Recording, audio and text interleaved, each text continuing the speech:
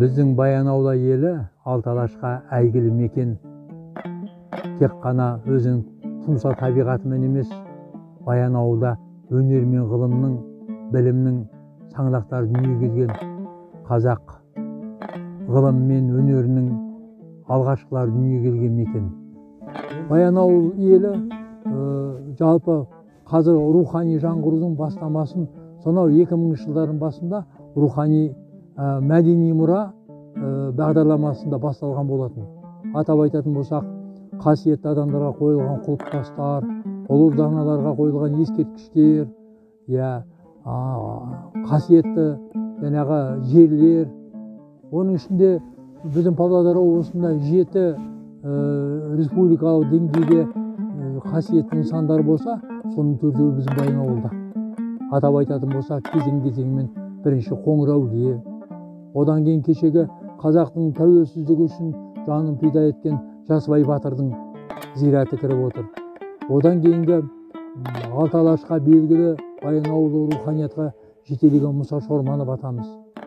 Қала берді қазақтың тұмса жаңағы шежіресін, тарихын қағаз бетіне түсіріп кеткен ұлы ғұлама ғалым Мәшһүр Көпейұлы болатында. Бүгінгі таңда Баянауылдың төңірегінде осы қасиетті нысандарға 26 жерге тас қойылды. Оның 19-ы тағы да республикамыздың алғашқыларын жасады. Баянауыл мемлекеттік ұлттық табиғи паркінің, яғни аумағында, территориясында деп айтамыз. Міне біз тұрған жер Онсан ортасы Оран болын Олжабай батырдың кешегі қазақ жоңғар соғысындағы қан төгілген ата-бабаларымыздың киелі жері Олжабай батырдың тас қорғаны 18 ғасыр дейді. Осыдан бір 100 метрдей мінекей күнбатыс беткейде Олжабай батырдың қарауыл төбесі тұр. Бұлардың бәрі біздің келер ұрпағымыз саналы тарихымызға жаңағы ұмытпасын, ел тарихына, елдің бірлігіне қызмет еткен бабаларға тағзым етіп жүрсін деп жасалған дүние болатында. Біздің Баянауылдың жері тек қана өзінің табиғатымен ғана әдемі деп, 4 көлімен жаңағы әйгілі дейтін, бүгінгі күні оның қатпар тарихтары шығып жатқаны.